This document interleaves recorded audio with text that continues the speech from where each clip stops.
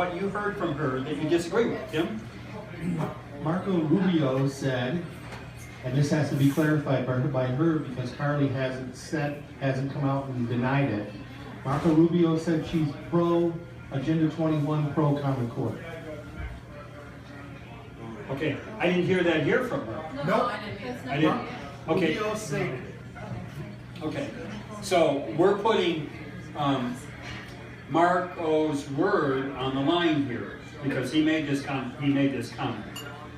And I would just about guarantee you she is not Common Core. The accusation now, Todd, where's Todd? Oh, there he is. I didn't recognize your back. Todd sent me a couple of emails this week about how the accusation against Carly was that she had donated and supported Hillary. She had donated to Planned Parenthood. She had there was huge donations. Well, let me tell you a little bit about the accusation. Okay, Opposes Common Core. There you go. Okay, this is coming from. Okay, Carly Fiorina opposes Common Core. It's a statement. Are you going to be able to take us back, Marco Rubio, to a time in which she supported Common Core? It's a new thing, you know. It's being pushed now. So there's not going to be 5 years ago where you can prove she supported it. She's saying she doesn't. In fact, she's bashing it. So. She's bashing it. Okay. So let's be careful. Okay. So let's be careful how we want to shoot someone out of the saddle. What I was saying about the accusation of the InfoWars, Alex Jones, was putting up, because he quite frankly supports Donald Trump, more power to him. But so he's going to tear down Carly. Well, here's the thing. Carly didn't donate to these things. What Carly did is had a donor-advised hedge fund that she gave her assets to. Now, a person in her position is going to have assets, right? Especially if you get a golden parachute. Don't criticize her for taking the golden parachute because every other CEO signs into that when they are contracted to do a thing. Why Hewlett Packard failed is another matter of discussion. We can have that discussion. If you choose to, I'll have to bone up on it. I think it was pretty much the economic climate at the time. But here's the thing. A donor-advised hedge fund is there for a tax abatement for the person putting up money or holdings. She had holdings, especially in Comcast. What was the computer company? Not Comcast. Compaq. That she merged with. They gave her stocks. Now, if she had to pay taxes on those stocks, and believe me, I'm well versed on this, I've never had to worry about paying taxes on a lot of money, but I know somebody who was. He's not now because he knew how to manipulate the law. And to your point about fair tax, it remedies all of that. No longer does somebody have to worry about protecting their money from government. But what Carly Fiorina did touch on the IRS and lowering it. Absolutely, yes, she did. But I want her to come out for fair tax. I'm huge fair tax. But I don't think it can get in the way of electing somebody who can deliver us from that 12th Amendment nightmare. But Carly gave some assets and some donations to a donor-advised hedge fund. Now you got to understand what that means. You can only advise where that money gets spent. These hedge funds take money from a lot of different people. And they are not contracted by law to deliver those funds to help agencies that you care about. You can only advise where your money that you gave, or your assets that you gave, is to be used. Now, fair enough, this company, and I forget the name of the company, but it gave money to Planned Parenthood, and it gave money to Hillary Clinton, and it gave money to bad things that Carly didn't agree with. Pelosi. Oh my goodness. But Sorry. yeah, don't. Okay, good. I gotta start thinking again. Okay. But if you want to make the accusation that she supported these things because a company by which she used a donor-advised hedge fund to protect her against the literal theft of her assets that she worked for, she lost 75% of those assets in giving them. She lost it, but she was able to hold on. And some of these funds give you better percentages than others, so you choose them based on what percentage you get of protection from your money, because fair tax isn't there. So I'm hearing people make accusations that she's made, that she supports it. She doesn't support these. She used the protection that a fund gave her through a donor-advised status. And she couldn't control where that went. Okay, you heard it. So what I'm still asking, and Joe, I'll come to you. I'm still asking, is there something you disagree with that she said here? She gave you just about her whole spiel. I believe, Denise, you've heard it many times. I actually, there's actually a 1 hour video that you can find on YouTube of Katie. Go find it. But Go find I it. think you got a pretty good picture. Katie Couric, okay? Uh-huh. Katie Couric did a whole hour with her and asked her every hard question that you can imagine. So just Google it, YouTube, Carly Fiorina with Katie Couric, and it's an hour long. It's well worth the play. It'll answer all your questions, And here's the point I'm trying to make, guys. including you, and Kat. gals. I'm trying to make this point. When you do this research on the top 4 candidates, I can't say this about the bottom candidates because there are significant differences. But the top 4, even who Donald Trump says he is, you know how I feel, even who he says he is, there's not differences between these people. Now what you have to do is believe that they believe what they're saying, because they're all saying pretty much the same thing. I don't think Carly would want a Muslim for president either. She may not have said that, but if she is challenged to say it, she will tell you that Sharia law is not compliant with the Constitution. And anybody who believes in Sharia law, aka Muslims, show me one that doesn't, don't qualify for president. Okay, somebody says, and it's true, the only 2 qualifications for president is being 35 and natural born citizen. Well, we got a president now who only qualified for one of those. That's what I think. But I'm telling you that those are the only 2 qualifications for president. So a Muslim can be president. Question is, would you support a Muslim being president? That's what was put to Ben Carson. And he gave the perfect answer. Matter of fact, I am with Carly, with Ben Carson. There's nothing that he says that I disagree with. So it becomes a matter of, and you know what? He believes what he says. Ben Carson's not telling you a lot. That's the difference, I think, between him and Donald Trump. Donald Trump, I don't hear things from him. A couple of things.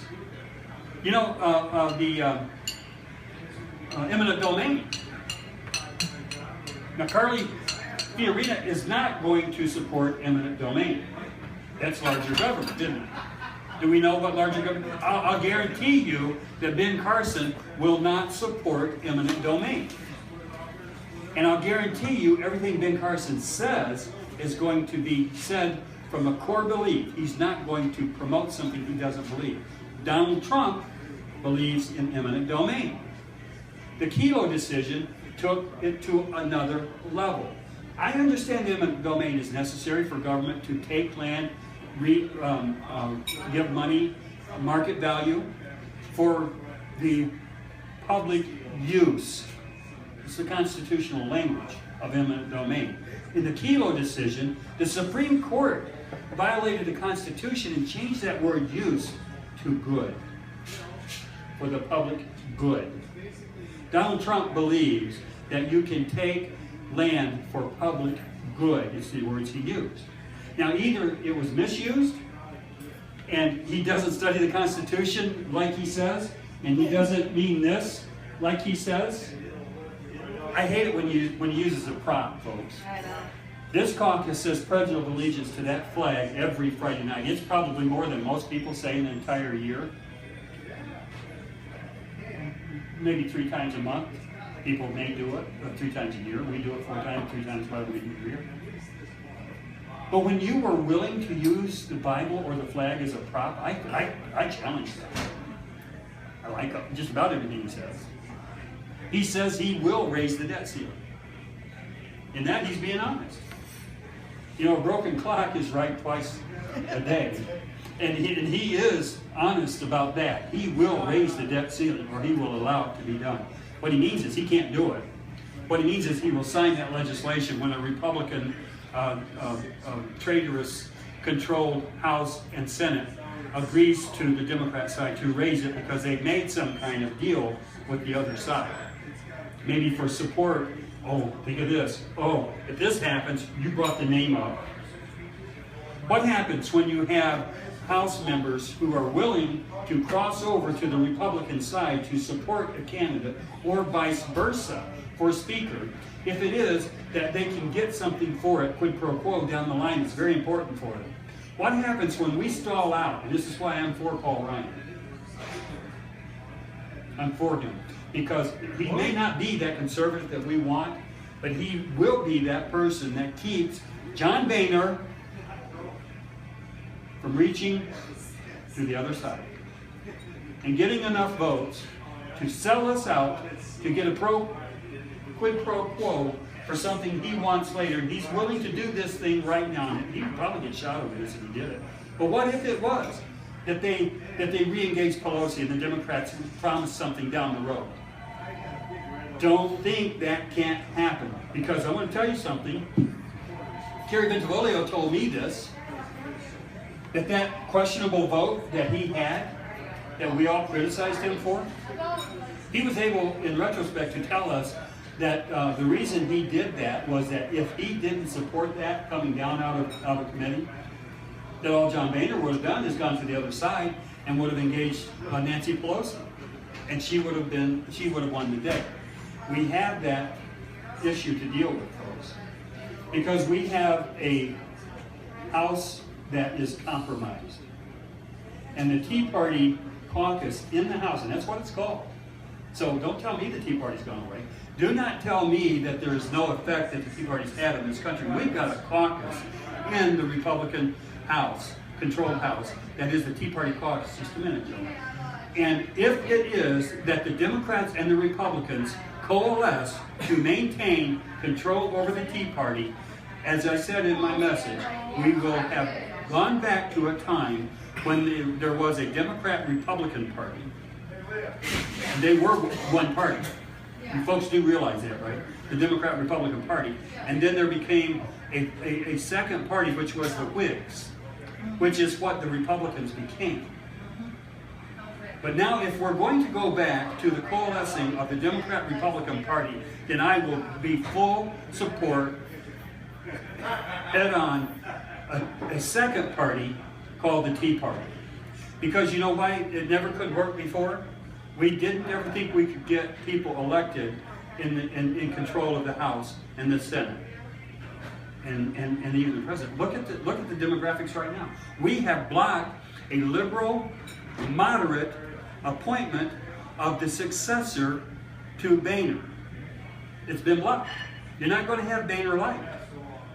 It's not going to happen. Now, Ryan may not be the conservative that everybody wants, the Trey Gowdy, and I don't understand. I don't understand why Trey isn't stepping up. And you know what? Think through me with this. I don't understand why a lot of people aren't stepping up asking for this position. Third in line to the presidency. What are they afraid of? I think those that aren't stepping up are afraid of the emails. Then isn't he the leading Republican trying to push the TPP? He may be. But here, and you know, you have a valid point here. But this isn't about voting him in office.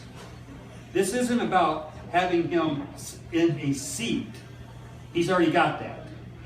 This is about allowing him to coalesce this moderate and the Tea Party without having the House blow up. And see, because what can happen here, and I said it before, what can happen here is we divide the Republican Party in the House to the point that the Democrats will have control. Even with our majority.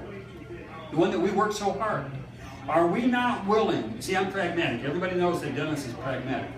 It doesn't mean I'm not conservative. It means that I can read the writing on the wall. If Boehner will cross over to deal with the Democrats, and the end result is getting Nancy Pelosi back to the Speaker's position in that House, You think we're going to complain about what we might have had with Paul Ryan? I'm pragmatic.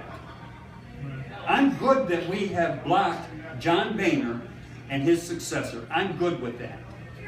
What are we going to do now that it's like a dog barking at a car. What does he do when he catches it? Keeps barking. He's got a decision to make.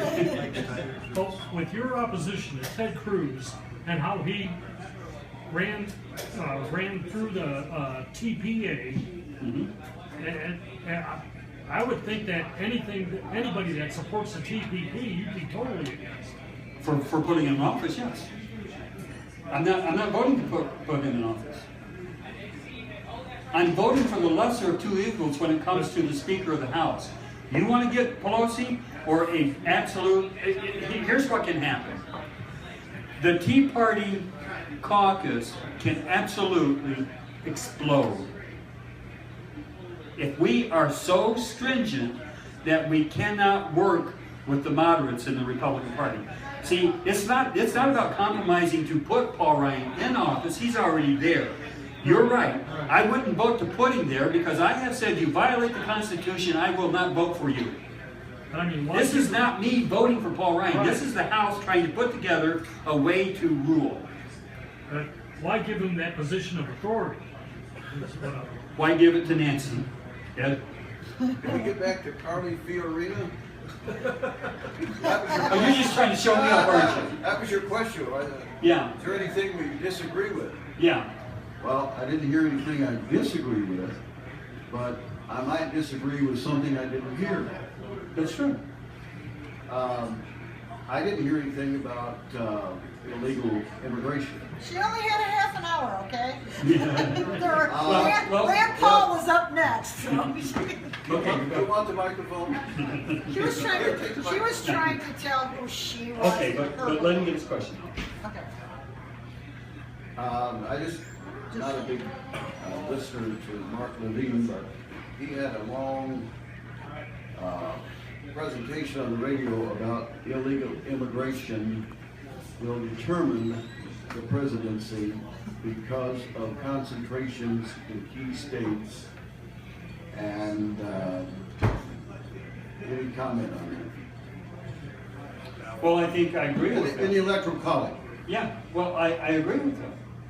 Because the numbers that they are accumulating to fill the dead person voting, and plus the persons who are voting more than once, it happens more than they want to admit. And the illegal aliens are the ones who are doing this. So what I'm saying is, they're not even allowing us to establish voter identification, voter rules, or anything. We cannot impede somebody stepping toward a voting booth, no matter if they're a citizen or not. Yeah, but the Electoral College is determined by population concentration. It is determined by population, so they will get more representation based on the numerical number in that district. They will get more electors. And that is a very good point, and it is true. So, yeah, Carly didn't speak about it, but I guarantee you, she will not offend you on it. Getting back to the musical chairs on the Speaker of the House. Megan Kelly mentioned, Trey Gowdy, Yeah, that they're pushing for Trey Gowdy because of the Tea Party. everybody likes it, Everybody likes him. except for Hillary. But if he becomes the next speaker, will Benghazi be forgotten? Oh, no. No. Because the speaker appoints the committee. I have the answer to the immigration thing. Okay, Denise is going to give an answer because there's record of what Carly has said in the past. On MSNBC's Morning Joe, presidential candidate and Hillary Clinton's worst nightmare, Carly Fiorina weighed in on an immigration debate, and I admire how straightforward she was. She says, quote, "My own view is if you have come here illegally and stayed here illegally, that you don't get a pass to citizenship. So simple." See, there's a difference between citizenship, a path to citizenship, Bill has a question, and registering illegals. Okay? I want to register those illegals. I want them to have a card that says, I am here illegally. Because if they will not come forward to be registered as an illegal, whether or not we want to make them pay a penalty for having done that, that's a debate we can have later. But if you will not agree with me that they should be registered, then we have a problem. Because having the ones who are willing to come up and be registered tells me something about the one who didn't. That tells me the ones that want to stay in the shadows have something to hide. If I've got an illegal, and I'm going to tell you folks, you're listening to somebody who is pretty much well-versed more than most on illegals, and some of their integrity, some of their hard work ethic. Some of them did come here to work. Some of them are here because they love their families, although Jeb sort of blew that one. It's not the reason. You don't break a law because of love.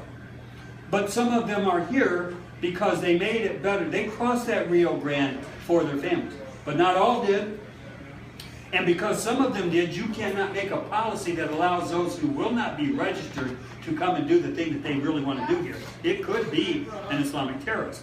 They are those that come from the southern border.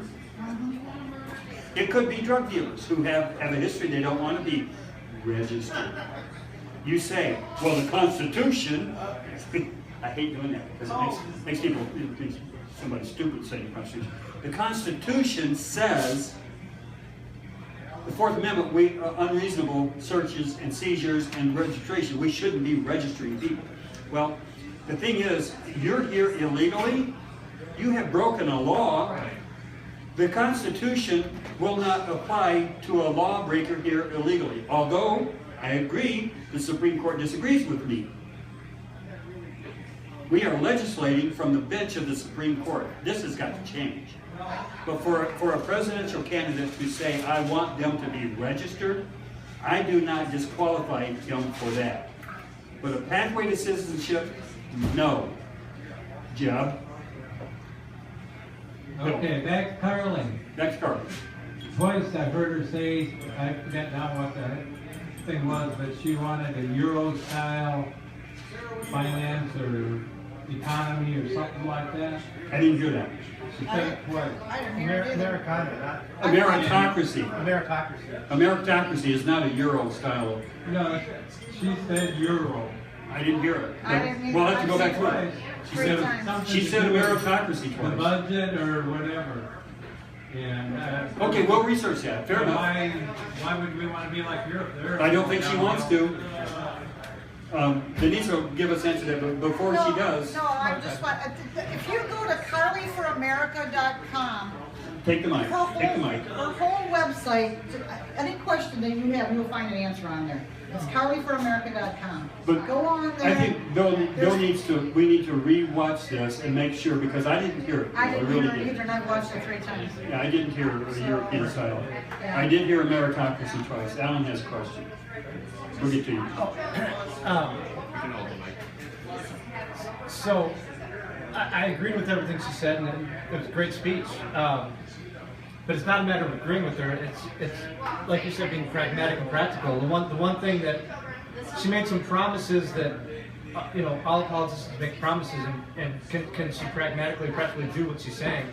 And the one thing that strikes me as the most striking is making the tax law 3 pages. I mean, yeah, that sounds great, but is that really realistic? I don't think she can do that. Well, yeah, I understand the constitutional process of having executives make agreements can't be done, right? Executives can't do executive order. It's just not in the Constitution and it never gets done, right? That doesn't happen, right? So what Carly Fiorina is saying is that I will use my executive authority to accomplish something until they stop me. See, she's not going to be different than any other president when it comes to using the authority that is called executive authority. I guarantee you she won't circumvent the advice and consent clause in the Constitution, but she may use that executive authority to tell the IRS, get your paperwork down, because see, they're under her. Get your paperwork down to 3 pages. She can't enact fair tax. We can do that. Then it gets it down to no pages. Okay, Yeah. follow up. Yeah. And also, being pragmatic too, do you think that regardless of, we can have the argument of, her record at Hewlett Packard, but it doesn't matter what we say or what even the truth is, it's how the American people view it. Do you think that that will work against her failed record?